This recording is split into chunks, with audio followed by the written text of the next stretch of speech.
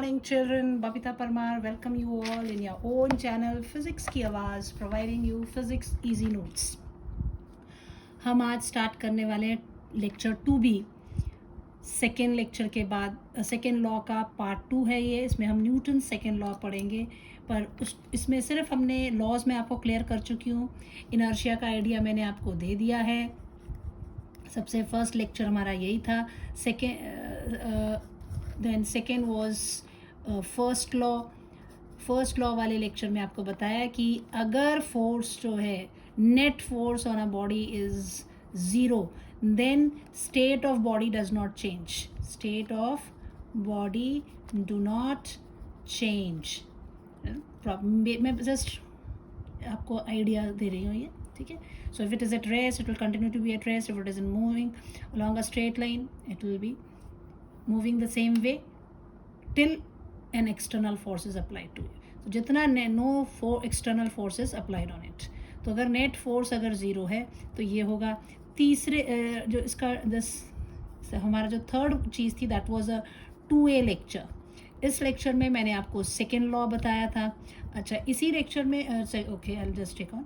Second law में हमने बताया था जो नेट फोर्स एक्ट करता है किसी भी बॉडी के ऊपर, that is equal to mass into acceleration. ये कंक्लूजन पे हम तब आए थे कि एक्चुअल में net force is equal to हम बोलते हैं that is rate of change of linear momentum, dp/dt बोलते हैं, ठीक है. राइट, dp/dt ये हमने पढ़ा था. इसमें दो चीज़ें थी कि अगर मास जो है कांस्टेंट है तो एफ नेट की वैल्यू जो आती थी that was equal to mass into acceleration, और अगर m वेरिएबल है, बदल रहा है टाइम के साथ, then F net is equal to that was your mdv/dt plus v/dm/dt. ये आपका न्यूटन का सेकेंड लॉ जो है ये दो फॉर्म्स में है. आपके मैक्सिमम 95% केसेस में आप ये लगाते हैं mass is taken as constant. 5% cases हैं जहां हम मास को वेरिएबल कंसिडर करते हैं, वहां हम ये वाला रिलेशन लगाते हैं. क्लियर है बच्चों? इसके अलावा एक बहुत इम्पॉर्टेंट चीज़ जो मैंने आपको दिस सेकेंड लेक्चर में दी थी, ये लेक्चर 1, ये लेक्चर 2, ये लेक्चर नॉट 3 बट 2A था. इस लेक्चर 2 में मैंने एक और चीज़ आपको बताई थी that was free body diagram. इसके बिना हमारे न्यूमेरिकल्स नहीं होते हैं. हमेशा इसका पहला पॉइंट क्या है, ऑब्जेक्ट को पॉइंट की तरह कंसिडर करो. दूसरा था all forces acting on body only, वो आपने देखने हैं. कौन से? जो बॉडी के ऊपर है. बॉडी किसी और पे लगा रही है उसको नहीं देखना, उसके ऊपर कितना फोर्सेस हैं वो फ्री बॉडी.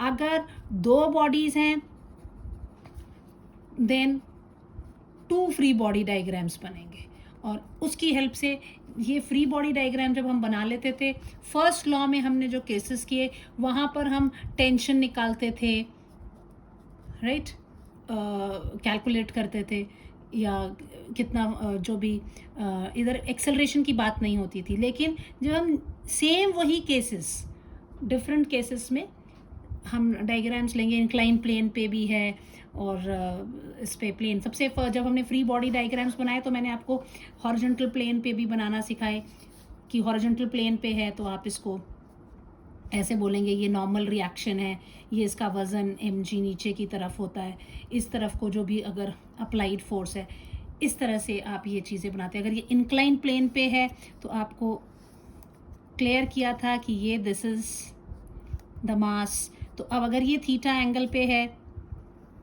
तो यहाँ 2 तरीके से आप कर सकते हैं. देखिए mg जो है this is mg. Normal reaction ये है, क्योंकि नॉर्मल रिएक्शन जो होता है वो हमेशा जिस सरफेस पे वो बॉडी है उसके साथ 90 डिग्री पे है, ठीक है. नॉर्मल रिएक्शन यहाँ हो गया तो mg, ये थीटा एंगल शिफ्ट हुआ है तो ये एंगल ऑटोमेटिकली थीटा हो जाएगा. जितना ज़्यादा इंक्लाइन होगा उतना ज़्यादा ये आपका एंगल थीटा हो जाएगा. और जिसके साथ ये थीटा है तो ये किसकी तरह एक्ट करेगा बच्चे? बेस की तरह. आप यहाँ लिखेंगे mg cos थीटा और इस तरफ लिखेंगे mg sin थीटा. अगर what ever force is applied वो अलग इश्यूज़ है. दूसरी बात, आपको मैंने सेकेंड लॉ में एक और चीज़ बताई थी, अगर आपको एक्सेलरेशन दिया हुआ है, एक्सेलरेशन इज गिवन, तो फोर्स, जो भी फोर्स इन द डायरेक्शन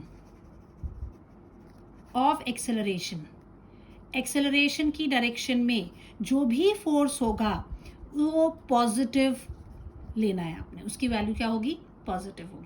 ये छोटी छोटी बातें आपने ध्यान रखनी है।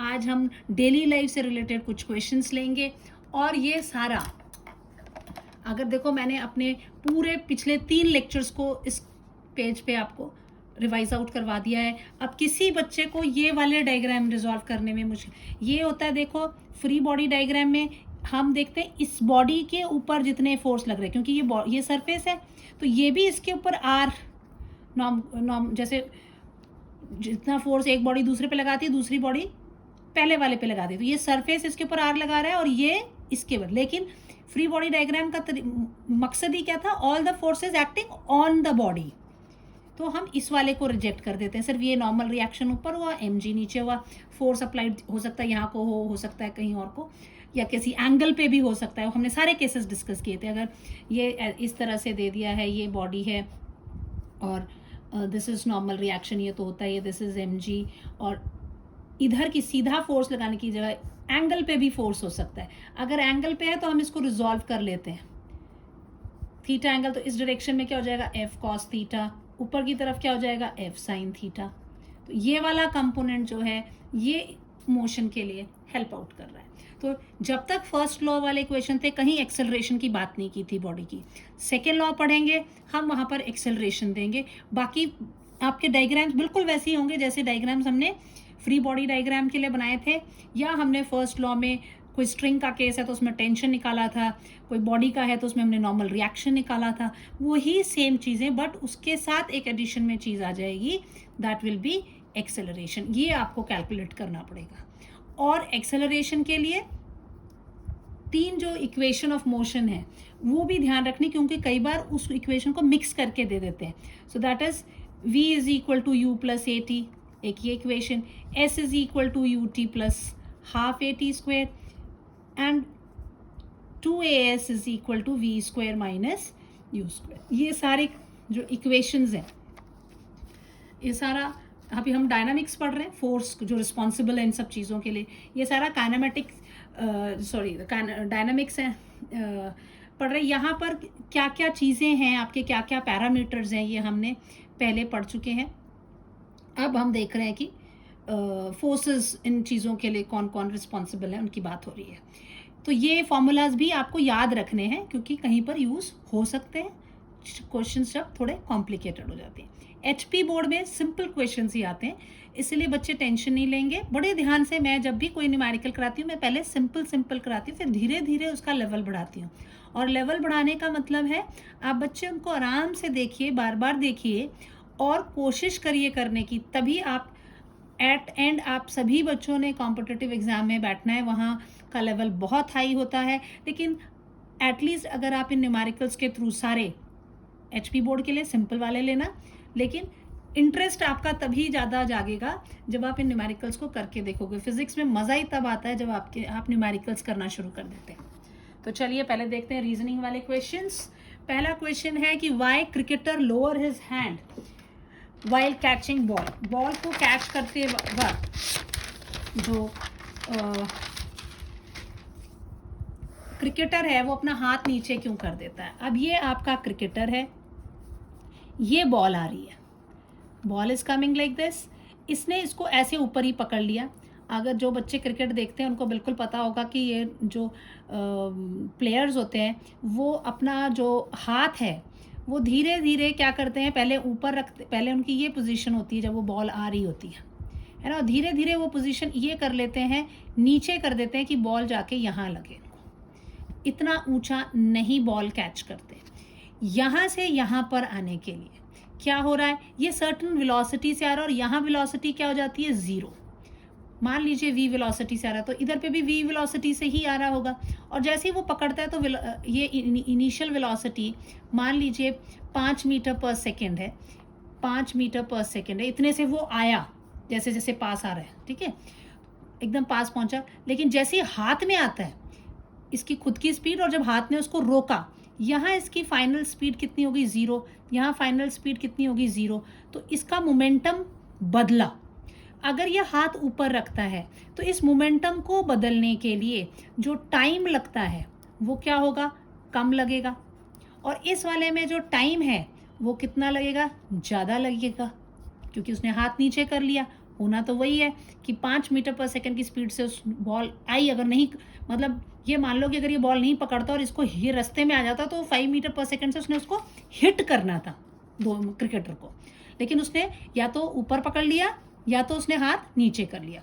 जब उसने हाथ ऊपर किया तो जो समय लगा वो कम लगा, यहाँ पर समय ज़्यादा लगा। और जो न्यूटन का सेकेंड लॉ है वो क्या कहता है, rate of change of momentum जो है, और नीचे आप लेते हैं टाइम dt, है ना, टाइम इंटरवल लेते हो, तो इनके बीच में कैसा रिलेशन है, इनवर्स। तो जिसमें कम टाइम लगेगा उसमें हाथ पे फोर्स ज़्यादा लगेगा, जिसमें टाइम ज़्यादा लगेगा उसमें हाथ पे फोर्स कम लगेगा, इसीलिए वो अपना हाथ नीचे करता है।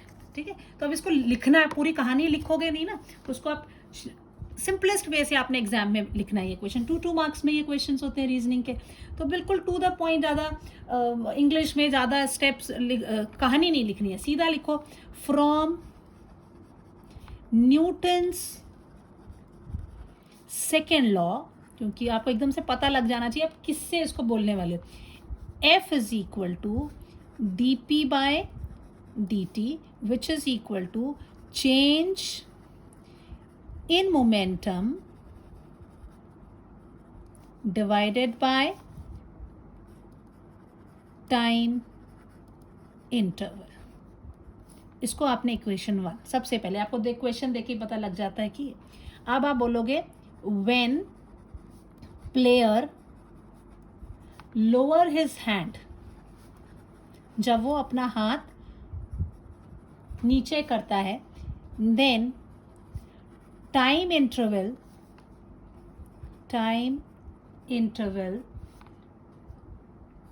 TL है ना, low time interval for the change in momentum, किसका momentum, change in momentum of ball increases in comparison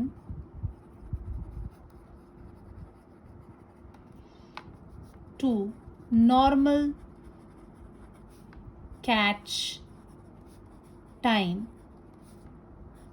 t normal। इसका मतलब क्या हुआ, that is t lower is greater than t normal। From equation 1, equation 1 से क्या पता लगता है आपको, force is inversely proportional to time interval. कैसा रिलेशन है ये, which employs force on lowering hand, time ज़्यादा है तो फोर्स क्या हो जाएगा, कम लगेगा, while force on hand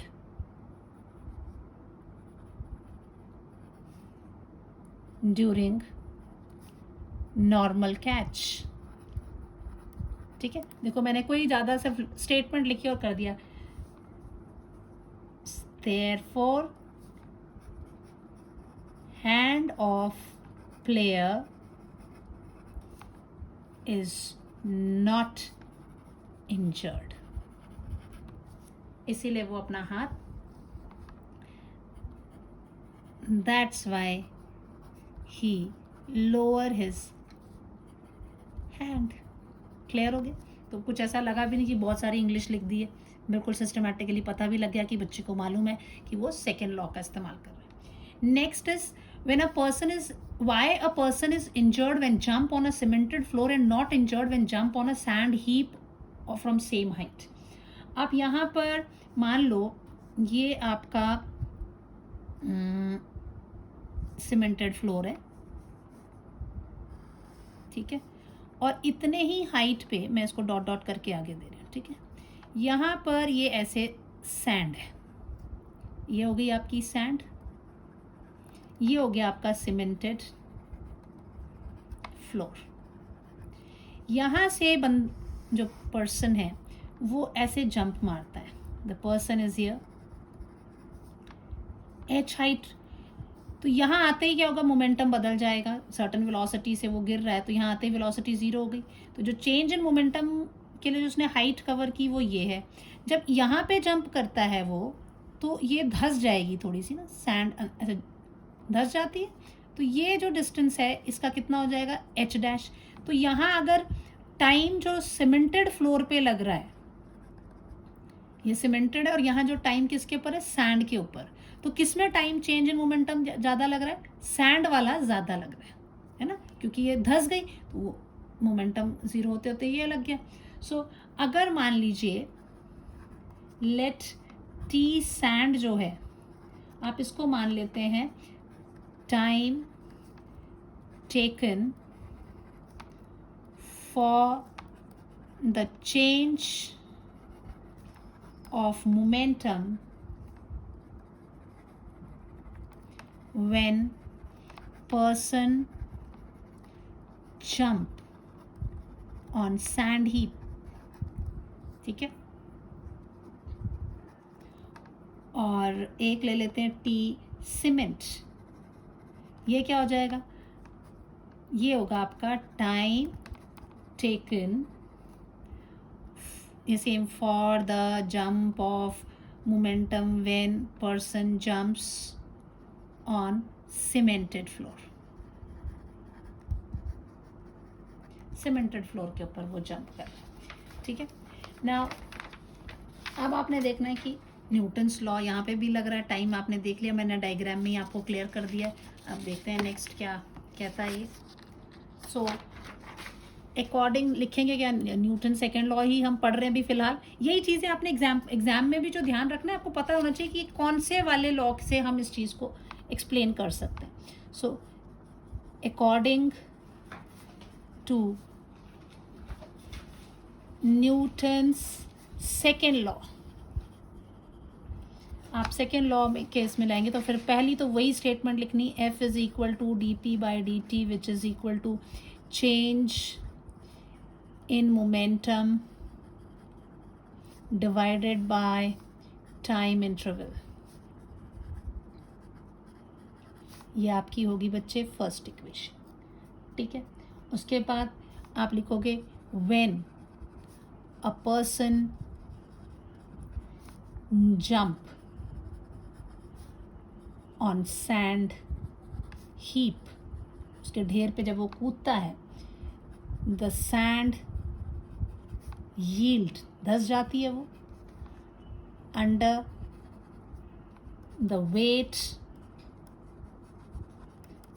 of person, जो कूदने वाला व्यक्ति है उसके वजन में वो नीचे धस जाती है। therefore क्या हो जाएगा, जो टाइम ले रहा था वो सैंड वाले में, वो time is greater then for the time taken for the change in the momentum by the cemented में। जल्दी से वो चेंज इन मोमेंटम आ गया, पहले हम इसीलिए लिख चुके हैं व्हाट इज दिस, है ना। And from one, equation one के हिसाब से क्या है, that force is inversely proportional to time period for change in momentum, ठीक है बच्चे। सो दिस इनवर्स रिलेशन है, इसका मतलब क्या हो गया, अगर टी सैंड ज़्यादा है इसका मतलब force on sand, force experienced by the person on sand will be less than force experienced on the cemented floor, which implies more injury, yeah, simply injury is on cemented floor as more force is exerted.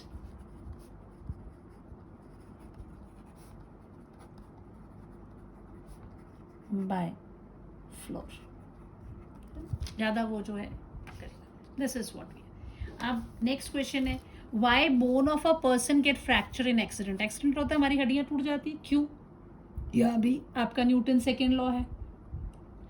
पहली line तो यही लिखनी है, एकदम से पता लग जाता है, क्योंकि जब भी किसी का एक्सीडेंट होता है तो वो मोशन में है, वो हिट करता है, दो गाड़ियाँ चल रही हैं, हिट करेंगी, उनके मोमेंटम में एकदम से बदलाव आता है, ठीक है ना। चाहे कई बार खड़ा है बंदा, उसको भी बहुत तेज़ी से गाड़ी आ रही है, हिट कर रही, उसका भी फ्रैक्चर हो सकता है, तो क्योंकि उसका भी मोमेंटम में चेंज हुआ। पहले कैसा है, if there whenever there is a जो मोमेंटम में चेंज हो रहा है, और वो एक्सीडेंट जो होता है एकदम फ्रैक्शन ऑफ सेकंड्स में होता है, तो जब एकदम से एक्सीडेंट होगा तो जो टाइम है वो बहुत कम लग रहा है, तो फोर्स ऑटोमेटिकली ज़्यादा लगेगा, बिकॉज टाइम और फोर्स के बीच में कैसा रिलेशन है, इनवर्स। टाइम कम, फोर्स ज़्यादा, टाइम ज़्यादा, force come. So again what you'll right, according to Newton's second law, force is equal to dp by dt, which is equal to change in momentum divided by time interval. This is my first equation. Then you'll write down, during accident,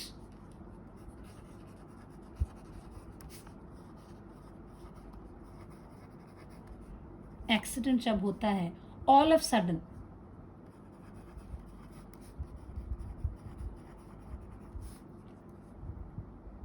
क्या हो जाएगा, momentum of the person changes, that is in a short time interval. And from equation 1 क्या है, force is inversely proportional to time interval, hence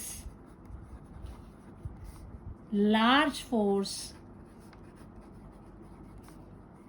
acts on the person and his or her bone gets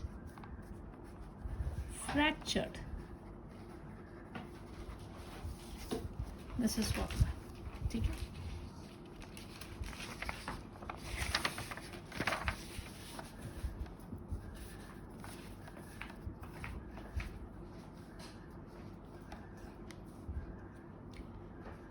अब है, why glasswares are wrapped in a straw piece और with newspaper before transportation. अगर आपको एक जगह से दूसरी जगह कांच के बर्तन वगैरह शिफ्ट करने हैं, तो उनको स्ट्रॉ, भूसा सा देखा होगा, वो भरा होता है, या फिर कागज़ में लिपटे होते हैं वो लोग, वो ऐसा क्यों करते हैं? तो ट्रांसपोर्टेशन के टाइम पे क्या होता है कि अगर जैसे कि आपको मतलब कोई गाड़ी में झटका लग जाए, जर्क सी लग जाए, ब्रेक लगा रहे हैं, तो वो उनके टूटने की चांसेस ज़्यादा होती है, क्योंकि वो एक दूसरे से फोर्स उन पे एक्सर्ट होगा। तो आप क्या करते हैं, अगर ये चीज़ें इस तरह से रैप कर देते हैं, तो जो टाइम है एक कांच के बर्तन से दूसरे कांच के बर्तन में फोर्स का ट्रांसमिशन करने के लिए, क्योंकि अनइवन रोड्स होती हैं तो झटके लगेंगे, तो जो टाइम है वो बढ़ जाता है। तो जब टाइम बढ़ जाएगा तो ऑटोमेटिकली आपका जो फोर्स है वो क्या हो जाएगा, कम हो जाएगा। So again you will write, according to Newton's second law, force is equal to dp by dt, which is equal to change in momentum divided by time interval. This is what we have now. आप case को लेते हैं हमेशा, पहले तो ये equation लिखनी है ना, फिर लिखेंगे during transportation, during transportation, glassware, कांच के जो बर्तन हैं, may break, टूट सकते हैं, if they collide in the event of jerk, झटके लगे, और fall, कुछ हो तो ये हो सकता है. But if glassware are wrapped, अगर उनको हमने रैप किया हुआ है, ठीक है ना, wrapped by straw pieces or paper, it's not only newspaper, paper से भी कर सकते, paper, then force due to jerks will take more time to transmit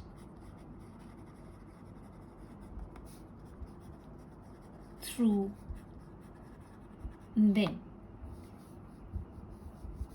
And from equation 1, force is inversely proportional to what? Time interval, which implies force exerted on each other will be less, and glassware, and so glassware will be safely transported from one place to other, एक जगह से दूसरी जगह आसानी से ले जाएंगे. बात तो वही आई, इसी के इस पे किया. अब अगला दिया इन्होंने कि which ball is easy to catch. अगर आपको मैं टेनिस बॉल फेंकती हूँ या फिर क्रिकेट का बॉल फेंकते हैं, तो कौन सा बॉल जो है आपको आसानी से पकड़ लेंगे. फिर ये वाले केस में भी आप यही लिखेंगे पहले तो, ठीक है. लेकिन यहाँ देखो, बॉल सेम स्पीड से जा रहा है और सेम टाइम पे पकड़ रहे, तो यहाँ टाइम का कॉन्सेप्ट नहीं है. तो आप क्या करेंगे इसको. तो अगर आप यहाँ ध्यान से देखो, क्रिकेट बॉल भारी है, टेनिस बॉल हल्का है, तो इसका मोमेंटम में जो चेंज आएगा वो ज़्यादा आएगा, इसके मोमेंटम जो चेंज आएगा वो कम आएगा. और चेंज इन मोमेंटम कैसे है, फोर्स के साथ डायरेक्टली प्रोपोर्शनल. तो जिसका मोमेंटम चेंज होना ज़्यादा चेंज होगा, उसके केस में ज़्यादा फोर्स लगेगा. तो यहाँ पर थोड़ा सा, so in this case let t जो है आप ये ले लीजिए, time to catch both balls क्या है, सेम टाइम पे आप उसको कैच कर रहे हैं. V speed of both balls, ये क्या है, सेम. बट आपका क्या है, mass of cricket ball is greater than mass of tennis. ठीक है, ये चीज़ है. ये चीज़ क्या इम्प्लाई करती है, मास इसका ज़्यादा, इसका मतलब momentum of cricket ball is more than momentum of tennis ball. Oh, मैंने वो इक्वेशन नहीं लिखी पहले ना, you should have written that equation. चलो मैं बाद में लिखती हूँ. So this implies change in momentum of cricket ball is greater than change in momentum of tennis ball. From Newton's second law, क्या है? F is equal to dp by dt, which is equal to change in momentum divided by time interval. This is one. Time interval तो same ही है. Force और change in momentum में क्या relation है? Force is directly proportional to change in momentum. This implies force in cricket ball जो होगा वो ज़्यादा होगा force on tennis ball, force on hand, है ना. That is force on hands to catch cricket ball is greater than force on hand to catch tennis. समझ आ रहा है बच्चे? टेनिस बॉल को पकड़ने, which implies कौन सा इजी है? Catching tennis ball is easy. Clear? ठीक है. सब चीज़ें कितनी नॉर्मल. फिजिक्स में देखो सारी चीज़ें आपके आसपास की ही होती हैं. आप उनको देखो तो बस आपको पता होना चाहिए कि आप कैसे उसको अप्लाई करेंगे. ठीक है. अब इसके बाद एक और क्वेश्चन है, इसको भी देखते हैं क्या है भाई. Why vehicles are fitted with shockers. आपने देखे होंगे स्प्रिंग से लगे होते हैं. मोटरसाइकिल्स में भी दिखते हैं, कारों में भी दिखते हैं. कारों के उतने आपको दिखाई देंगे, लेकिन आपको ऐसा लगेगा कई बार आवाज़ आती बहुत ज़्यादा तो कहते हैं शॉकर ख़राब हो गए. स्प्रिंग से लगे होते हैं. तो व्हील और वो जो उसका सरफेस है, व्हीकल का फ्लोर है, उसके साथ वो अटैच रहते हैं. जैसे ही मान लो सड़क में गड्ढे गुड्ढे हैं तो झटका सा लगता है, तब ये बॉडी जो व्हीकल है उसमें वो झटका फील होता है. तो अगर शॉकर लगे होंगे तो जो फोर्स की ट्रांसमिशन को टाइम लग जाएगा. नहीं तो एकदम से जैसे ही टायर गड्ढे में गया और सीधा जो आपकी कार की बॉडी का फ्लोर है उस पर झटका लगेगा एकदम शॉर्ट इंटरवल. तो क्या होगा? झटका तेज़ी से लगेगा. अगर शॉकर लगे होंगे तो समय लग जाएगा उस झटके को उसके फ्लोर तक पहुंचने में, तो झटके जो हैं वो कम लगेंगे. So again this is a case of Newton second law. So फिर से हम लिखेंगे from Newton's second law, F is equal to dp by dt equals to change in momentum upon time interval. This is the first equation I have. Now in vehicle में क्या होता है बच्चे? It's floor, उसका जो floor है is connected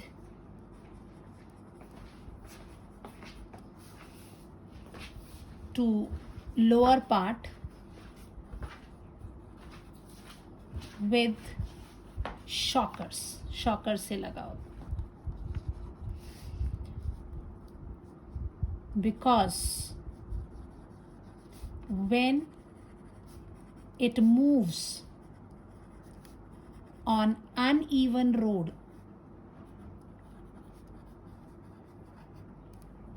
force is transmitted. Force क्या है? ट्रांसमिट हो जाता है to the floor.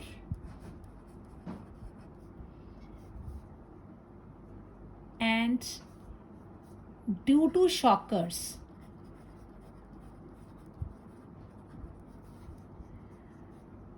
Time taken जो होगा, टाइम टेकन फॉर ट्रांसमिशन क्या हो जाएगा? Is increased. And from equation 1, force is inversely proportional to time, which implies force decreases है ना, ये इंक्रीज हो जाता है, टाइम जो है वो इंक्रीज होता है तो फोर्स डिक्रीज हो जाएगा। हैंड्स जो पैसेंजर्स हैं या फिर जो सामान है, goods, experience less force. Clear है? दिस इज़ व्हाट, ये 6 एग्जाम्पल्स मैंने दिए हैं। बाकी आप अपनी बुक से देख सकते हैं, और भी 1-2 एग्जाम्पल होंगे, लेकिन ये बड़े कॉमन से एग्जाम्पल हैं जो एग्जाम में आते हैं। यू शुड नो, इसी के ऊपर बेस्ड आप बाकी चीज़ें एक्सप्लेन करेंगे। ठीक है, अब न्यूमेरिकल्स देखते हैं। A body of mass 1 kg is at rest. तो अगर रेस्ट पे तो यानी इनिशियल मास कितना दिया हुआ है बच्चे आपको 1 kg, और क्योंकि इन्होंने बोल दिया रेस्ट पर है तो सीधा उसकी इनिशियल वेलोसिटी, हमेशा जो है u हम इनिशियल वेलोसिटी को लेते हैं, so u is equal to how much, 0। A force F is applied on the body so the body attain a velocity. जब उसके ऊपर F फोर्स लगाते हो तो वो बॉडी की वेलोसिटी कितनी हो जाती है, 10 मीटर पर सेकेंड, यानी फाइनल वेलोसिटी आपको दी हुई है 10 मीटर पर सेकेंड। और कितने, इन 2 सेकेंड, टाइम भी दे दिया आपको 2 सेकेंड्स में है। आपको बोला है F निकालिए। अब आप न्यूटन्स लॉ जानते हैं तो आप सबसे पहले यही करेंगे कि फोर्स इज इक्वल टू क्या होता है, मास इनटू एक्सेलरेशन। एक्सेलरेशन तो दी नहीं है, लेकिन आपको क्या क्या दिया है, VUT दिया हुआ है। आपको मालूम है V इज इक्वल टू क्या होता है, U प्लस AT। तो यहाँ से आप लिख सकते हो V minus u is equal to AT, और you can write A is equal to V minus u upon T। तो ये इक्वेशन क्या हो जाएगी, M V minus u upon T। अगर ये पढ़ी, मैंने तभी कहा था इक्वेशन ऑफ मोशंस जो अपने ध्यान रखनी है, किसी भी ऐसा नहीं है कि अब सिर्फ यही फॉर्मूला यूज़ होगा। जो ये चीज़ें हम कहाँ से निकाल रहे हैं, तो आप उसके लिए 3 इक्वेशंस जो है उनका यूज़ भूलना नहीं है। अगर जिन बच्चों ने नहीं किया है, आप जो है मेरे चाहे आप गूगल में टाइप करिए, चाहे आप यूट्यूब पे करिए, फिज़िक्स की आवाज़ बाय बबीता परमार, और आप मेरे चैनल पे पहुंच जाएंगे। वहाँ आप प्लेलिस्ट में जाइए, और एक motion in a straight line में हमने ये सारी इक्वेशंस जो हैं वो की हुई हैं। उनको चैप्टर में, सेकंड चैप्टर है आपका, सो उसमें आप क्लिक करके देखिए, आपको इक्वेशंस की डेरिवेशंस भी हैं, न्यूमेरिकल्स भी हैं, तो आपने उसको वो वाला वीडियो ज़रूर देखना है।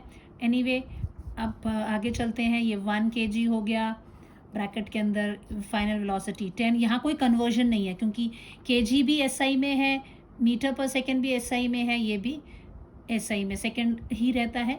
तो ये आपको पता होना चाहिए कि जब ये वैल्यूज़ होती हैं ये एक सिस्टम में होती है, सबके सब CGS में हो या सबके सब SI में हो। So this is 10 minus 0 upon 2 seconds, so this is equal to how much, 10/2 which is equal to 5 newton. और बच्चे प्लीज़ प्लस माइनस की छोटी छोटी अगर मिस्टेक कभी मेरी रिकॉर्डिंग में हो जाती हैं उसको आप ठीक कर लेंगे। और कॉन्सेप्ट, मेरा मेन एम होता है कि आपको कॉन्सेप्ट अप्लाई करना आना चाहिए, न्यूमेरिकल सॉल्व करने आने चाहिए। ठीक है, सो प्लीज़ उसके साथ देखेंगे, क्योंकि रिकॉर्डिंग के वक्त कई बार ध्यान नहीं भी होता है, क्योंकि मेरे को ना यहाँ से मैं तो इसको भी नहीं हिला सकती हूँ, और ना ही ऐसा बोर्ड पे करते हैं तो उस वक्त आप चेक कर लेते हो कि चलो आप बच्चों को बोल रहे हो कि हाँ आप कॉपी करो, तब तक यू गो थ्रू कि हाँ कोई स्टेप इसमें गलत तो नहीं, कहीं कोई कैलकुलेशन गलत तो नहीं होगी। यहाँ पे ये होता है कि मैंने कंप्लीट कर लिया, I go to the next numerical. So please यहाँ पे थोड़ा जैसे कॉन्सेप्ट समझना है। अगर प्लस माइनस मल्टीप्लाई की थोड़ी कोई मिस्टेक हो तो उसके साथ आप थोड़ा मेरे कोऑपरेट करें, अपने आप चेंज करें, अपने आप इतना प्लस माइनस तो मेरे ख्याल से बच्चों आपको कर सकते हैं। फिर भी अगर कोई बच्चे ने पॉइंट आउट कर दिया, I don't feel bad for that. ये अच्छी बात है कि दूसरे कई बच्चे होते हैं जो सीधे PDF से जैसा गलत किया गलत ही उतार रहे हैं, तो उन बच्चों के लिए होता है कि पता लग जाए भी बीच में कैलकुलेशन में अपने आप करनी है। और प्लीज़ इसके लिए मेरे वीडियोस नहीं देखो कि सिर्फ नोट्स ही बनाने हैं, आपने समझना है। ठीक है, जब तक समझोगे नहीं कोई फ़ायदा नहीं है। आप देखिए ये डायग्राम बिल्कुल ऐसा हमने उसमें भी किया हुआ था, फर्स्ट लॉ जब कर रहे थे तब भी हमने लिया हुआ था। अब इसमें बोला है कि ये एक इंक्लाइन प्लेन है, 30 डिग्री पे है। ठीक है, और ये 3 kg का मास इधर लगा, ये मासलेस फ्रिक्शनलेस पुली है, इसमें एक स्ट्रिंग सी लगी हुई है और इधर 1 kg लगा हुआ है, और ये बॉडी जो है इसके वजन से इस तरफ को down the incline plane accelerate कर रही है। ठीक है, तो आपको यहाँ क्या निकालना है, टेंशन ऑन स्ट्रिंग निकालना है और एक्सेलरेशन ऑफ ब्लॉक्स निकालना है। तो ये तार एक ही है ना, तो जो टेंशन, हमेशा टेंशन कैसे करना है ये याद रखना है, जो भी बॉडी है उससे निकलता हुआ एरो जाएगा। सो इफ मान लीजिए टी टेंशन है तो ये वाली मास की जब बात करें तो इधर से निकलता हुआ जा रहा है तो इधर को जाएगा। ठीक है, मतलब जो भी बॉडी की बात करें वहीं से तीर मारना है तुमने टेंशन के लिए। जब भी कोई टेंशन आई तीर मारो, तो तीर कहाँ को जाएगा, बॉडी से निकल कर आगे को जा रहा है, ये बॉडी से निकल के वहां को जा रहा है, और क्योंकि तार एक ही है तो टेंशन इससे आपको ये टी की वैल्यू निकालनी है और ए की वैल्यू निकालनी है। तो बिना फ्री बॉडी डायग्राम के होगा नहीं, मैंने क्या बताया था, 2 बॉडीज हैं तो 2 डायग्राम्स बनेंगे। तो आप ये लेते हैं कि मान लीजिए ये आपका हो गया 3 kg वाला, ठीक है, ये 3 kg वाला बॉडी है, इसके ऊपर कौन कौन से फोर्सेस, अगर यहाँ ड्रॉ करेंगे तो कैसा बनेगा, देखो ये सरफेस इंक्लाइन प्लेन है, तो इस इंक्लाइन प्लेन पे 90 डिग्री पे ये तो नॉर्मल रिएक्शन इसका हो गया, इसको बोल देते हैं R1। ठीक है, R ये बॉडी, क्योंकि इधर R1 की ज़रूरत नहीं क्योंकि यहाँ पे तो कोई बॉडी के ऊपर है ही नहीं तो वो होगा नहीं, यहाँ एक ही बॉडी, तो I take R is the normal reaction इधर को। अब इसका वज़न जो है इसके नीचे होता था, ऐसे आता था जब सीधा प्लेन होता था, लेकिन ये क्या हो गया अभी, क्योंकि इंक्लाइन प्लेन पे है तो ये mg जो है इसका ये 30 डिग्री से इधर शिफ्ट हो गया। ठीक है, तो mg हैज़ गॉन हियर। इसको 2 तरह से मैंने डायग्राम बताए थे आपको, देखो ये इंक्लाइन प्लेन है, ये बॉडी है, ठीक है, ये थीटा एंगल है, सेम चीज़ मैं रिपीट कर रही हूँ, ये चीज़ समझ लो अच्छी से, यही बच्चे गलती करते हैं। नॉर्मल रिएक्शन कैसे होगा, इसके 90 डिग्री पे, तो ये हो गया आपका नॉर्मल रिएक्शन, तो ये हो गया आपका नॉर्मल रिएक्शन। ठीक है, इसका जो अब ये इधर को चला गया, इधर होना था, अगर ये ऐसे सीधा होता, इस तरह से होता तो आप सीधा कर देते नॉर्मल रिएक्शन इधर और mg नीचे, इसके ऑपोजिट, लेकिन अब ऐसा नहीं है। अब क्या हो गया, जितना ज़्यादा ये इंक्लाइंड है आपका mg भी उतना ही एंगल से ये चला गया। इस वाले में मैं ऐसे नहीं ड्रॉ कर रही हूँ, what I will do is I will say कि mg जो है ऐसे गया, दिस इज mg, इसको ऐसे होना चाहिए था लेकिन वो थोड़ा सा इधर चला गया, मुझे नहीं मालूम कैसे गया, तो दिस इज 90, तो ये जो एंगल होगा, ठीक है, ये एंगल मान लो this angle will be equal to what, अगर ऐसे इसके तो ये जो एंगल है ये बाहर की तरफ ना लो, हम इसके सरफेस पे भी टच कर रहे हैं जैसे मान लो, तो ये एंगल कितना हो गया 90 माइनस थीटा। तो 90 माइनस थीटा किससे बना रहा है, इस तरफ से बना रहा है ना, तो यहाँ मैं इसके साथ बना रहा तो मैं इसको लिख सकती हूँ mg cos 90 माइनस थीटा, और ये हो जाएगा mg sin 90 माइनस थीटा। ठीक है, एक तरीका ये है कि आप इसको, ये थीटा है, इसको 90 माइनस थीटा मान लो। ठीक है, दूसरा 90 माइनस थीटा लेने की बजाय आप अगर ये 90 माइनस थीटा है तो ये बचा हुआ क्या होगा, बचा हुआ थीटा होगा। क्यों, क्योंकि ये 90 डिग्री है, ये सरफेस के साथ, इस सरफेस के साथ ये 90 बना रहा है तो ये भी तो 90 बना रहा है ना इसके सीधे पैरेलल, तो 90 माइनस थीटा ये तो बचा हुआ थीटा होगा। तो रादर देन ये 90 माइनस थीटा लेने की बजाय इस एंगल को क्या कर लेते हैं, हम थीटा ले लेते हैं, और फिर क्योंकि ये थीटा है तो थीटा बेस के साथ ये हो जाएगा mg cos थीटा, क्योंकि बेस कौन होता है, जिसके ऊपर एंगल बनता है उसको बेस बोलते हैं, और दूसरा वाला परपेंडिकुलर होता है तो वो mg sin थीटा। अब यहाँ देखो 90 माइनस थीटा है, बट 90 माइनस थीटा क्या है, cos थीटा, और mg cos 90 माइनस थीटा क्या है, mg sin थीटा। तो 90 माइनस नहीं लगाना, तो ये देख लो कि जितना प्लेन इंक्लाइंड होगा, जितने एंगल पे होगा, mg उतने ही एंगल से शिफ्ट हो गया। क्लियर हो गया।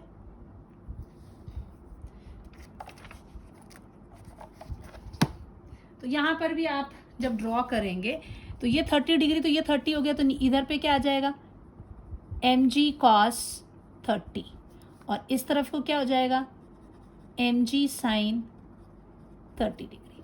तो अब इसका फ्री बॉडी डायग्राम बनाएंगे 3 kg का, तो इसका नॉर्मल रिएक्शन ऊपर की तरफ हो गया, इसका 3g नीचे की तरफ हो गया, वेट उसका, टेंशन इसकी इधर को है और इधर की तरफ को है mg साइन 30 डिग्री। ठीक है, ये चीज़ें आई। सो अब ऊपर नीचे तो बॉडी जा नहीं रही है ना, वर्टिकल इक्विलिब्रियम है, सिर्फ ये क्या इंक्लाइन प्लेन पे मोशन है, motion is along incline plane. तो ये तो इसका तो कोई लिखने की ज़रूरत नहीं है आपको, इसकी ज़रूरत नहीं पड़ने वाली है। इंक्लाइन प्लेन पे है तो हम उसी की इक्वेशन देखेंगे, और कहाँ को एक्सेलरेटरी, नीचे की तरफ को है ना, जहाँ ये है, तो इसी डायरेक्शन में क्या है एक्सेलरेशन है। तो जिस डायरेक्शन में एक्सेलरेशन होता है तो जो फोर्स होता है उसको हम क्या लेते हैं पॉजिटिव, तो ये चीज़ पॉजिटिव होगी और ये नेगेटिव होगी। सो क्या हो जाएगा, दिस हमारी जो इक्वेशन बनेगी that will be net force कितना होगा mg साइन थीटा को आप लेंगे पॉजिटिव, क्योंकि ये भी mg is a force only ना, minus t is equal to mass into acceleration. m कितना है आपका 3 kg, ठीक है, और g की वैल्यू अभी रहने देते, g रखते हैं sine 30 degree minus t is equal to 3a। ये आपकी इक्वेशन आई, यानी ये कितना हो गया 3g साइन 30 कितना होता है 1/2 minus t is equal to 3a, और you can write 3/2 g minus t is equal to 3a। ये आपकी एक इक्वेशन आ गई। ठीक है, फिर फ्री बॉडी डायग्राम बनाते हैं 1 kg का। 1 kg में क्या हो रहा है, ऊपर की तरफ को एक्ट कर रहा है टेंशन, नीचे की तरफ को उसका वजन है, तो 1g नीचे की तरफ हो गया। तो यहाँ जो आपकी इक्वेशन आएगी, और बॉडी एक्सेलरेट, ये जब ये इधर को जा रही है तो ये बॉडी कहाँ को जाएगी ऊपर की तरफ को, तो इसका मतलब पॉजिटिव कौन हो गया t। सो क्योंकि इधर को एक्सेलरेशन है, जिस डायरेक्शन में जाता है वो चीज़ पॉजिटिव होती, तो t पॉजिटिव हो गया, माइनस नीचे की तरफ 1g is equal to m into acceleration, so t minus g is equal to mass कितना है 1, acceleration is this, so t minus g is equal to a। आपकी इक्वेशन एक ये आ गई कि t माइनस g की वैल्यू a है। ये सेकेंड, इन दोनों इक्वेशंस को लेके हमने सॉल्व करना है। सो अब इसको सॉल्व कैसे करेंगे, इसमें माइनस टी है, इसमें प्लस टी है, तो इनको ऐड कर देते हैं। सो एडिंग 1 and 2, इन दोनों को ऐड कर देते हैं, ये हो गया आपका 3/2g minus T is equal to 3a। दूसरा कौन है t positive minus g is equal to a, मैंने तो जगह बदली है, t से t कट जाएगा, this is 3/2 minus 1 into g is equal to 3a plus that this is equal to 4a। 3/2 2 3 minus 1 2 g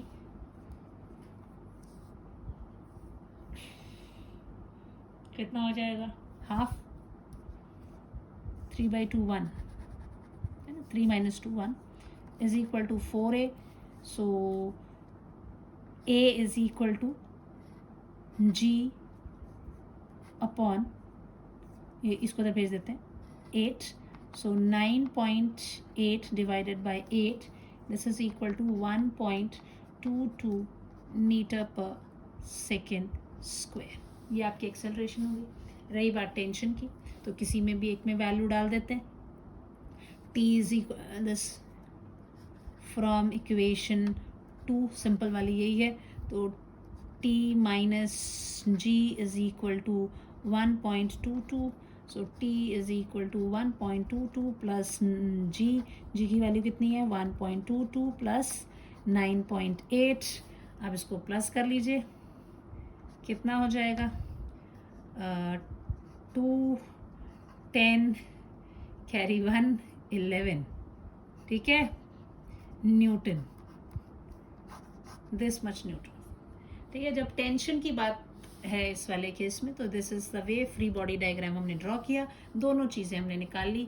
ये आपका एक्सेलरेशन आ गया, ये आपका जो टेंशन है स्ट्रिंग में वो आ गया। कोई डाउट? अभी तक पहले हम करते थे तो हम वहाँ पर एक्सेलरेशन नहीं निकालते थे, सिर्फ टेंशन निकालने वाले केसेस थे या नॉर्मल रिएक्शन की वैल्यूज़ नहीं। तो फिर जब हम उसमें फिर इक्वेशंस डालते थे, नॉर्मल रिएक्शन निकालना होता तो हम फिर ये देखते कि आर की वैल्यू इस डायरेक्शन में क्या R is equal to m g cos 30 है, तो उधर से वैल्यू कैलकुलेट कर देते हैं, आर की वैल्यू भी निकल जानी थी।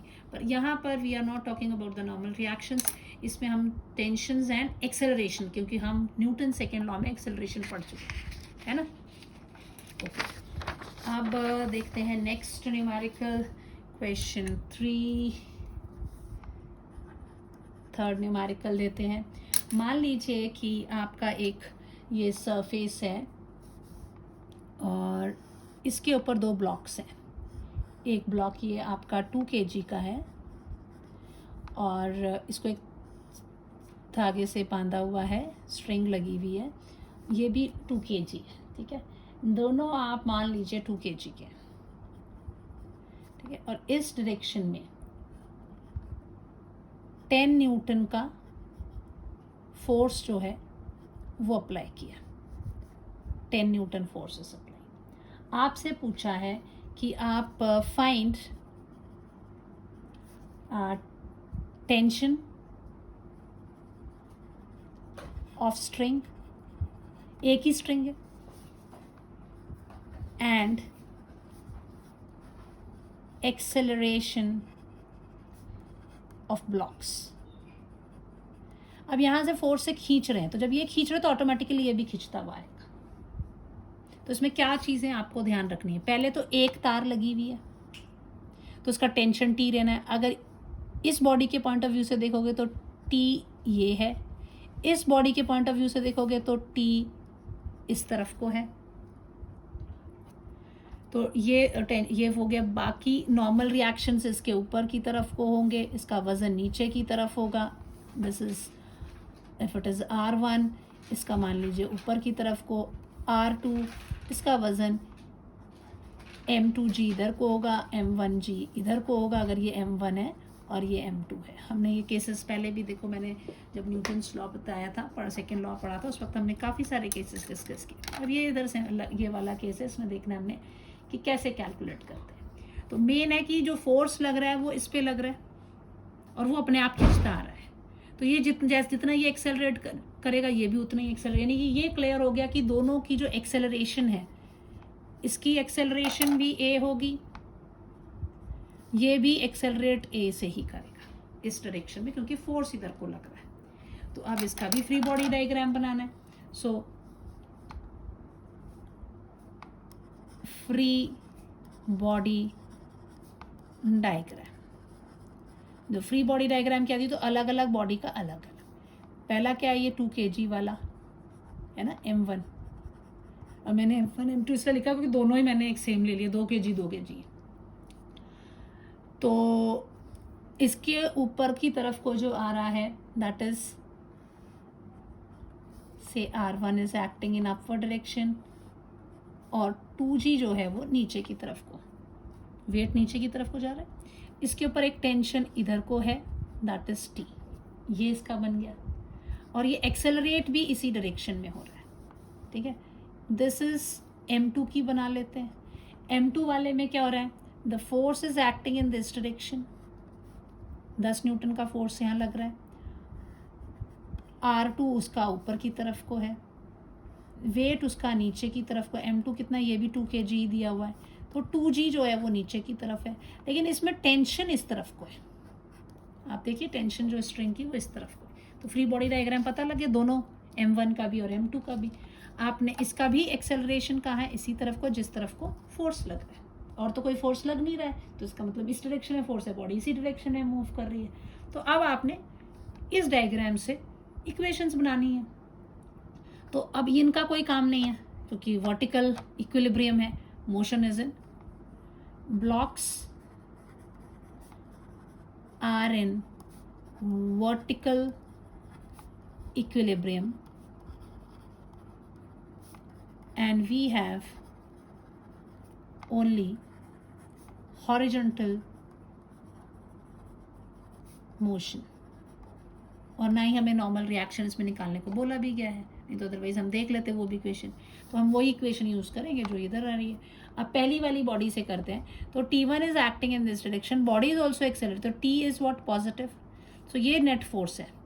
सो this T will be equal to how much, m1 into acceleration.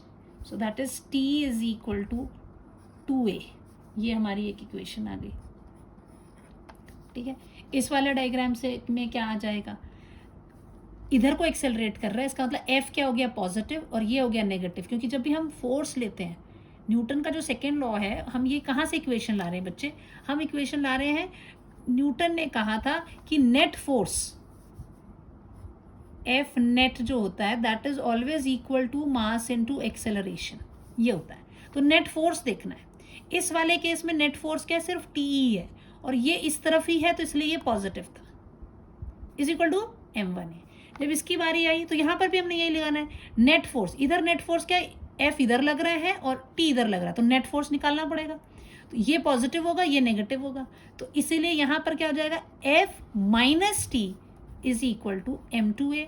तो this will be your F minus T। F की वैल्यू भी दी हुई है 10 न्यूटन, मैं डायरेक्टली यहाँ 10 भी लिख सकती हूँ नेक्स्ट स्टेप में, है ना। 10 minus T is equal to 2a, ये इक्वेशन आ गई। अब देखो इसमें T is equal to this है, इसमें ये, सो इसको उठा के हम यहाँ भी डाल सकते हैं, है ना। सो क्या हो जाएगा this, it will be your substituting from 1, substituting 1 into 2। ये थोड़ी सी कॉमन सेंस आपको लगानी पड़ेगी कि हमें वैल्यू निकालनी है। So 10 minus 2a is equal to 2a, so 10 is equal to 4a, so a is equal to 10 upon 4, so acceleration is equal to how much, 2.5 meter per second square, right? And from 1, T is equal to 2 into 2.5, so this will be equal to 5 Newton. Okay, this is the way we solve. Okay, let's take few more questions.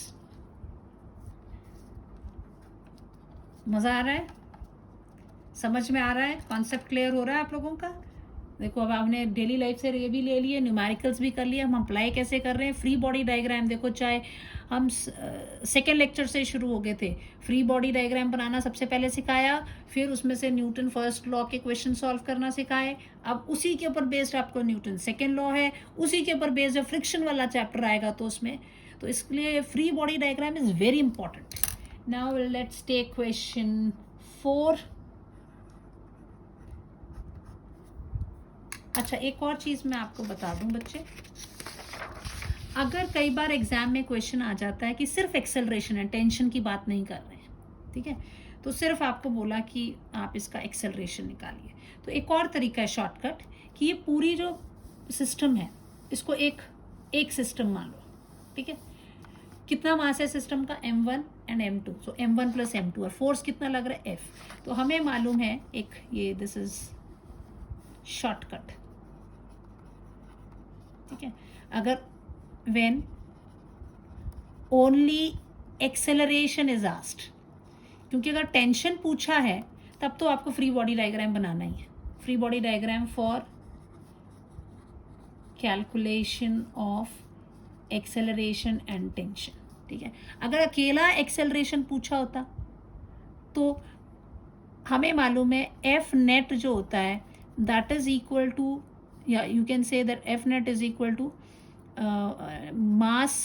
net mass upon acceleration, so sorry, into acceleration, so acceleration is always equal to F net upon mass net, ये याद रखना, ठीक है। जब shortcut से करना तो कितना फोर्स, नेट फोर्स पूरे सिस्टम पे कितना लग रहा है, 10 न्यूटन। मास कितना है सिस्टम का, m1 plus m2, so this is 10 upon 4, so it is 2.5 meter per second square। Short में आ गए, तो दिस इज, ये तो शॉर्टकट है। कब हम ये फ्री बॉडी डायग्राम नहीं बनाते हैं, जब सिर्फ एक्सेलरेशन, क्योंकि हमें मालूम है acceleration is equal to net force by the net mass of the system. अगर वो केस देखना पड़ेगा कि उस सिस्टम में आप उसको कंसिडर कर सकते हैं और कोई फोर्स तो नहीं किसी एंगल उंगल पे लग रहा है, then it's another issue. Otherwise this is the shortest way कि आप एक्सेलरेशन निकाल दो। लेकिन टेंशन पूछा है तो बिना फ्री बॉडी डायग्राम के आप नहीं कैलकुलेट कर सकते। तो ये फ्री बॉडी डायग्राम बहुत बहुत बहुत इंपॉर्टेंट चीज़ है। अब देखते हैं और क्या क्वेश्चन है आप बारे में। मान लीजिए कि आपके पास एक हॉरिजॉन्टल सरफेस है, ठीक है, इसके ऊपर अब हम ज़्यादा वो ले रही हूँ मैं, ठीक है, ये हो गया मान लो 5 kg M1, इधर से ये तार लगी है, M2 थोड़ा बड़ा ले लिया, ये हो गया M2 आपका 10 kg, फिर एक और तार लगी है, ये और बड़ा ले लिया,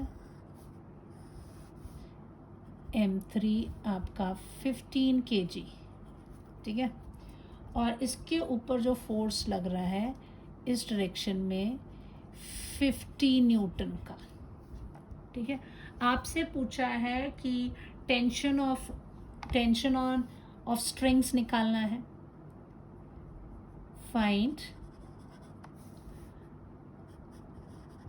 टेंशन ऑन स्ट्रिंग्स, 2 स्ट्रिंग्स हैं तो 2 टेंशन्स होंगे, एंड एक्सेलरेशन ऑफ ब्लॉक्स। अब एक दूसरे से बंधे हुए हैं, इस तरफ को खींच रहे हो तो सब के सब इसी तरफ को खींचेंगे, यानी ये सबका एक्सेलरेशन इसी तरफ को होगा और सब सेम एक्सेलरेशन से एक्सेलरेट करेंगे। खींचोगे उसको तो धीरे धीरे सारे खींच के आएंगे। अब देखना है जब यहाँ बैठे, मैंने क्या कहा था इस बॉडी से, जब यहाँ से इसके ऊपर टेंशन देखनी तो ये तीर मारेगा, इसकी टेंशन देखनी तो ये इधर को तीर मारेगा, लेकिन क्योंकि तार सेम है तो this is also T, this is also T. Clear? Direction इनकी अलग है, तो जिसकी तरफ से टेंशन देखनी होती है वो तीर मारता है। T2 की देखेंगे, ये सॉरी इधर ये वाली तार पे देखेंगे तो ये इस तरफ को मारेगा, दिस इज T2। ये वाला जो है इस तरफ को मारेगा, दैट इज T2। ये T1 ले लेते हैं, पहली तार पर T1, और जिस बॉडी के कंसर्न में देख रहे हैं वो इस तरफ को। अब आपने क्या करना है, free body for calculation of दोनों चीज़ें पूछी हैं। अगर एक्सेलरेशन पूछा होता तो हमने सिर्फ सीधा डायरेक्ट फॉर्मूला लगा देना था कि net force divided by the net mass, तो सिंपल हो जाना था, फटाफट क्वेश्चन सॉल्व हो जाता आपका, और कितना आ जाना था यहाँ पे अगर इसको ओनली एक्सेलरेशन होता। शॉर्टकट पहले कर लें, दिस इज शॉर्टकट, तो acceleration is equal to F net divided by M net, mass net. Force कितना है 50 न्यूटन और नेट मास कितना है 5 + 10 + 15, कितना हो गया 50/30, तो कितना आ जाएगा एक्सेलरेशन 5/3, ठीक है। ये कितना हो रहा है, 0 0 कट जाएगा ना, 5/3 मीटर पर सेकेंड स्क्वायर आ जाएगा। चलिए अब देखते हैं, क्योंकि हमें दोनों चीज़ें निकालनी है, tension, so free body diagram for T and A। तो आप क्या हो जाएगा, पहले ले लेते हैं M1 को, M1 के ऊपर की तरफ इसका नॉर्मल रिएक्शन होगा, तो मान लीजिए R1, नीचे की तरफ को आपका M1G, तो वो M1 कितना है 5 kg, तो ये हो जाएगा 5G, और इस तरफ को इसके ऊपर टेंशन लग रहा है T1, ठीक है, और एक्सेलरेशन भी इधर को है, खत्म। अब लेते हैं M2, ये कितना है 10 किलो का, इसका ये ऊपर की तरफ को R2 नॉर्मल रिएक्शन, नीचे की तरफ को 10G, इस तरफ को T2, इस तरफ को T1, ठीक है। फिर आ जाते हैं तीसरे पे, M3, ये कितना है 15 किलो का, इसका ऊपर की तरफ को हो गया R3, नीचे की तरफ को हो गया इसका 15G, इस तरफ को फोर्स F कितना 50 न्यूटन लग रहा है, एक्सेलरेट भी ये इधर ही कर रहा है, ये भी एक्सेलरेट इधर ही कर रहा है, इसके इस तरफ को लगा हुआ है T2। आप देखिए फ्री बॉडी डायग्राम क्लियर हो गए, आपने सारे वो फोर्सेस देखे जो बॉडी के ऊपर लग रहे हैं। अब इनसे आपने इक्वेशंस बना लेनी है। अब यहाँ पर भी आप वर्टिकल वालों को नहीं लेंगे, motion is along the horizontal, सो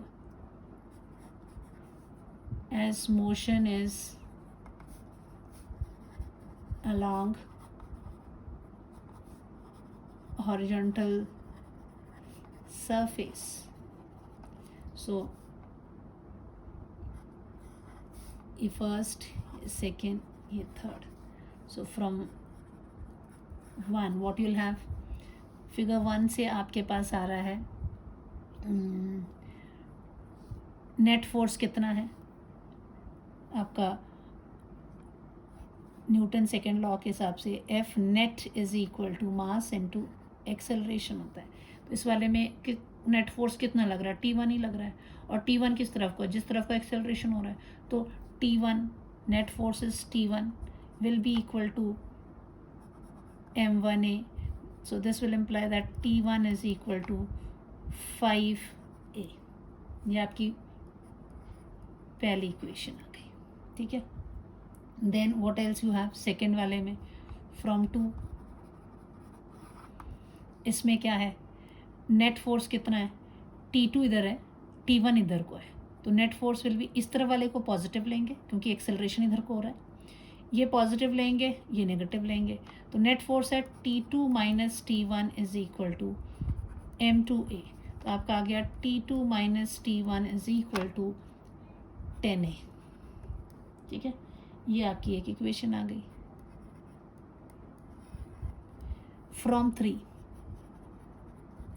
तीसरे फिगर से, यहाँ नेट फोर्स क्या है, T2 इधर को है 50 न्यूटन इस तरफ को लग रहा है, तो ये पॉजिटिव होगा क्योंकि ये एक्सेलरेशन की डायरेक्शन में है, so F minus T2 is equal to m3a, so this F is 50 minus T2 is equal to m3 कितना है 15a।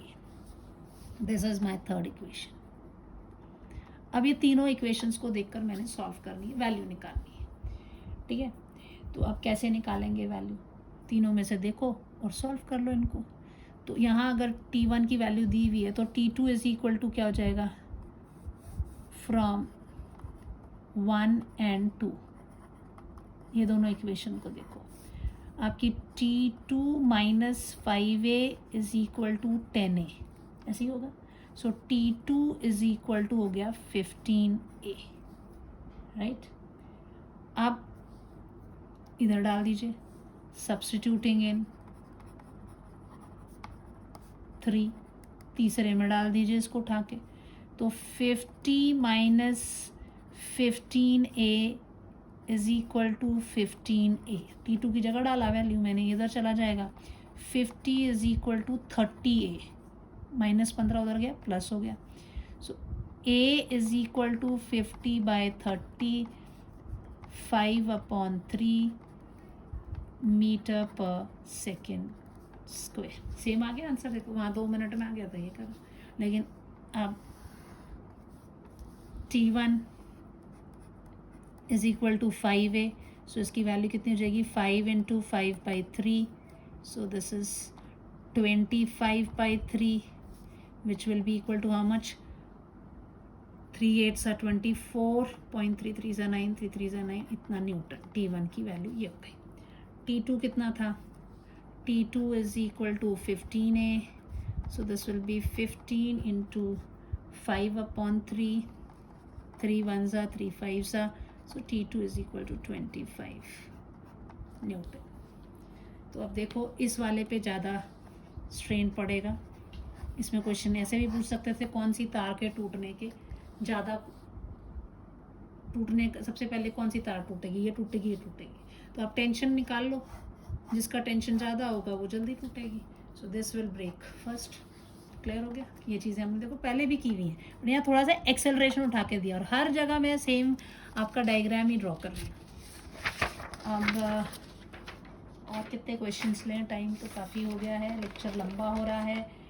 अब एक क्वेश्चन और कर लेते हैं। कितने, 4 क्वेश्चन हुए अभी क्या? अभी तो 4 ही क्वेश्चन के। चलो एक क्वेश्चन और लेते हैं, क्वेश्चन 5। इसमें थोड़ा सा कुछ अलग करते हैं। आप मान लीजिए कि आपके पास एक सरफेस है, इसके ऊपर ब्लॉक चिपके हुए हैं, ठीक है, 1 2 और ये 3 बॉक्स है चिपके हुए। ये 2 kg का है, ये 3 kg का है, ये 4 kg का है, और इसके ऊपर हम यहाँ से फोर्स लगा रहे हैं, मान लीजिए 27 न्यूटन का, ठीक है। तो अब जब इसके ऊपर धक्का देंगे तो ये सब इसी डायरेक्शन में एक्सेलरेट करेंगे, क्योंकि चिपके हुए हैं। तो इसकी एक्सेलरेशन भी ए होगी, इसकी एक्सेलरेशन भी ए होगी, इसकी एक्सेलरेशन भी ए होगी। आपसे पूछा है find acceleration of blocks and एक चीज निकालनी है, नॉर्मल रिएक्शन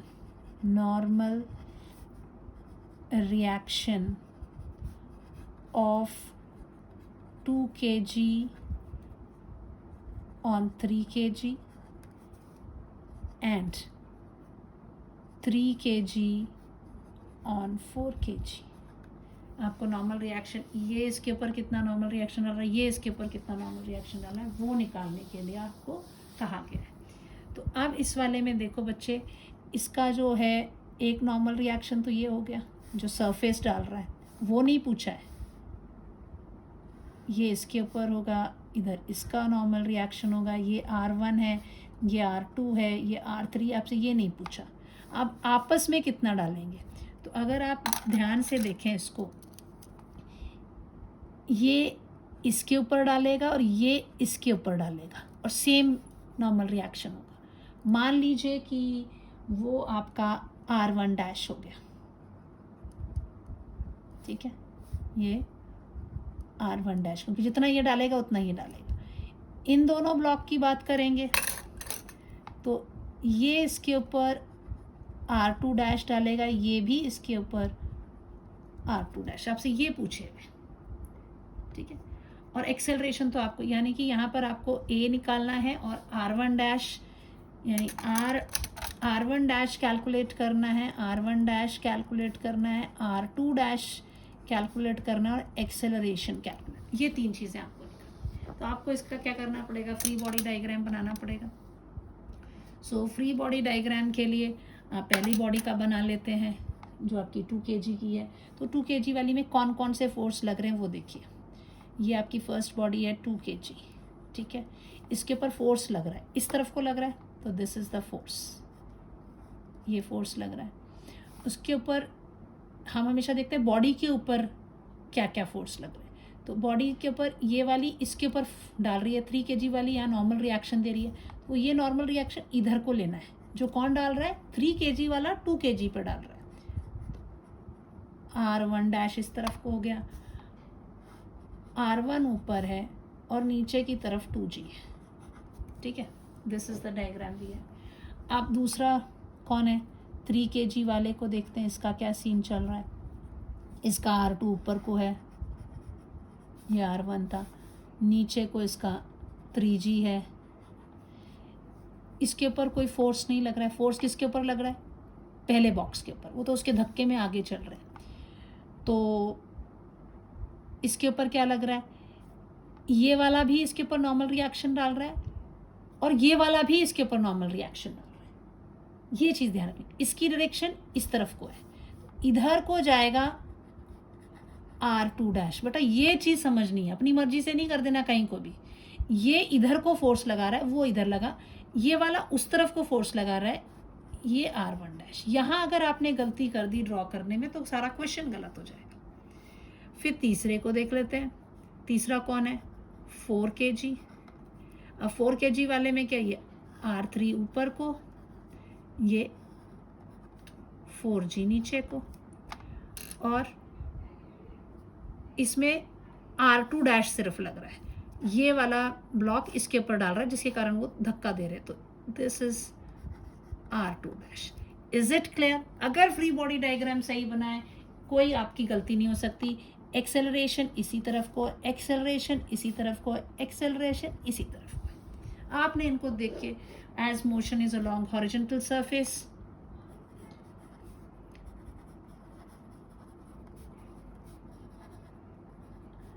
अलोंग हॉरिजॉन्टल, मैं सॉल्व नहीं करूंगी इसको, मैं इसे इक्वेशन तक लाके दूंगी। हॉरिजॉन्टल सरफेस, टाइम बहुत हो गया। एफ नेट जो है that is mass into acceleration होता है ना। आप नेट फोर्स लेते हैं न्यूटन लॉ का, वो उसको करना है, और जो एक्सेलरेशन की डायरेक्शन होता है फोर्स। इस वाले केस में क्या हो जाएगा, कितना है नेट फोर्स, ये इधर को है, ये पॉजिटिव, इधर को है, ये नेगेटिव। आपकी इक्वेशन आएगी, this is first figure, this is second figure, this is third figure. So from 1 आपका आएगा F minus R1 dash is equal to M1A. So this F is how much force? 27. I'll write 27 minus R1 dash is equal to 2A. ये मेरी पहली equation आ गई। Then from 2 second की equation क्या आएगी, देखिए नेट फोर्स कितना है, इधर को जा रहा है ये, तो ये पॉजिटिव है, ये नेगेटिव है।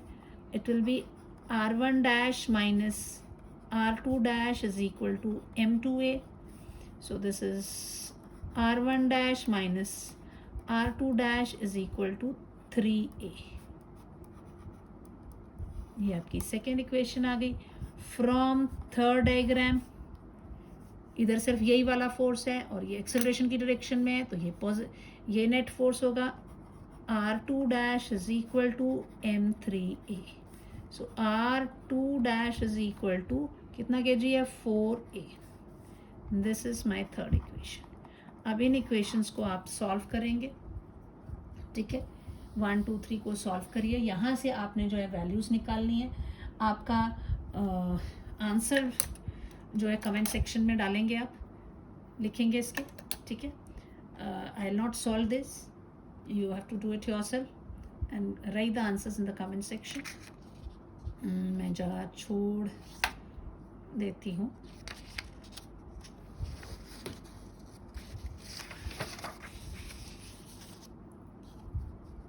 अब एक क्वेश्चन आपका होमवर्क के लिए, आप ये लीजिए, आपका in this is again this question 6, it's homework for you. 2 question हो गए, वो कैलकुलेशन करेंगे।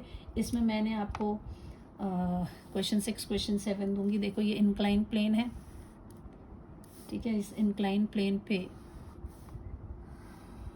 मान लीजिए कि 2 बॉक्स रखे हुए हैं। ये आपके बॉक्स हैं, एक बॉक्स आपका 0.2 kg का है, एक आपका 0.1 kg का है। This is 0.2 kg, this is 0.1 kg, right. ये स्ट्रिंग से बंधा हुआ है और यहाँ को इसको ऊपर की तरफ लेके जा रहे हैं, फोर्स लगा रहे हैं, मान लीजिए 50 न्यूटन का, ठीक है।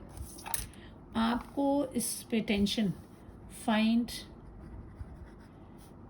Tension and acceleration of blocks, ठीक है। ये 30 डिग्री दी। सो टेंशन की बात है, एक ही तार लगी हुई है, इधर से देखोगे तो तीर मारेगा उधर को, टी टेंशन, इसको देख, इसके हिसाब से टेंशन देखोगे तो तीर वो मारेगा। ये हो गया टेंशन। बॉडी ऊपर की तरफ फोर्स लग रहा है, यानी बॉडी उसी तरफ को क्या हो रही है, एक्सेलरेट। ये भी आपने देख लिया। अब इसको आपने रिजॉल्व करना है। इधर आप इनको रिजॉल्व करोगे, ये ऐसे ऐसे ड्रॉ करोगे, this is the normal reaction R1, ये mg यहाँ से इस तरफ हो जाएगा, तो ये एंगल भी 30 डिग्री हो जाएगा। तो यहाँ आपने फ्री बॉडी डायग्राम्स बनाने हैं इनके, ठीक है। उसी तरह आप इसको बनाएंगे, तो मेरे ख्याल से कर सकते हैं इस क्वेश्चन को भी।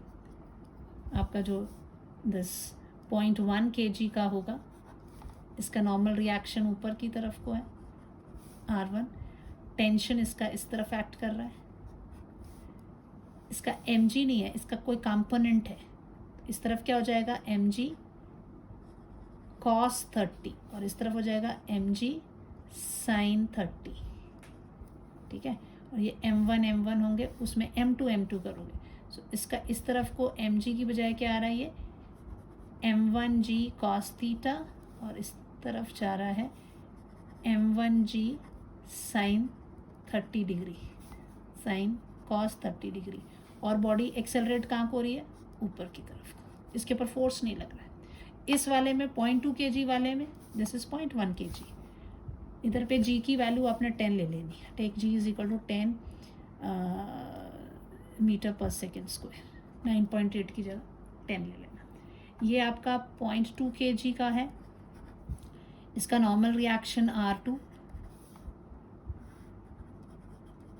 ये भी रिजॉल्व होगा तो इस तरह से करोगे इसको, थीटा ही एंगल इसका भी होगा, ये आपका m2g cos थीटा होगा और इस तरफ को m, तो इसका जो R2 के ऑपोजिट होगा that will be your m2g cos 30 degree.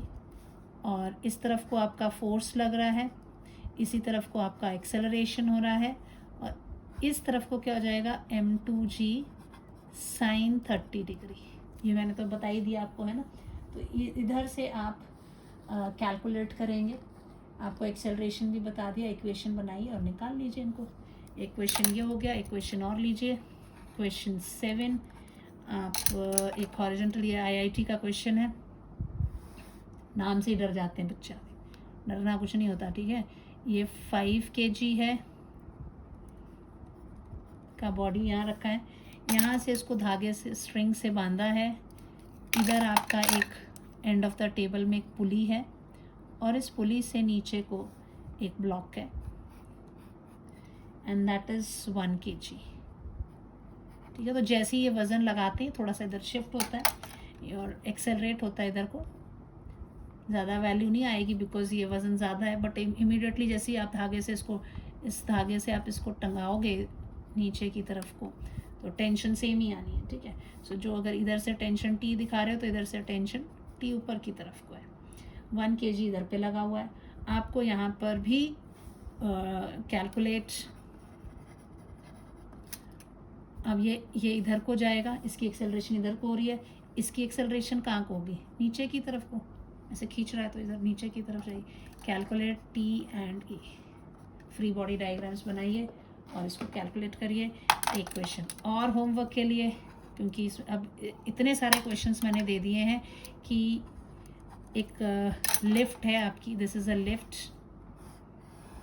ठीक है। ये सारे जो हैं, चाहे फ्री बॉडी डायग्राम बनाओ, ये लिफ्ट है, ये लिफ्ट जो है एक्सेलरेट कर रही है नीचे की तरफ को और इसमें एक स्ट्रिंग पे ये बॉल लगा हुआ है, इस बॉल का मास है 50 ग्राम, ठीक है।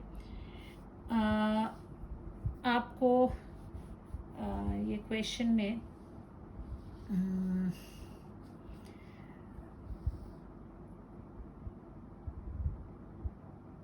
टेंशन निकालनी है, ये स्ट्रिंग पे जो टेंशन कितनी है when this is accelerating in downward direction, T की वैल्यू कैलकुलेट करनी है, ठीक है। Calculate T। इतने न्यूमेरिकल करने के बाद सवाल ही नहीं उठते हैं कि जैसे जैसे कॉम्प्लिकेटेड क्वेश्चंस होंगे आप नहीं बना सकते, फ्री बॉडी डायग्राम्स होंगे, आगे फ्रिक्शन के चैप्टर में बहुत सारे ऐसी चीज़ें आएंगी, वहाँ बड़ी आसानी से आप ये चीज़ें ड्रॉ कर सकते हैं, ठीक है। So till then have a nice day, bye.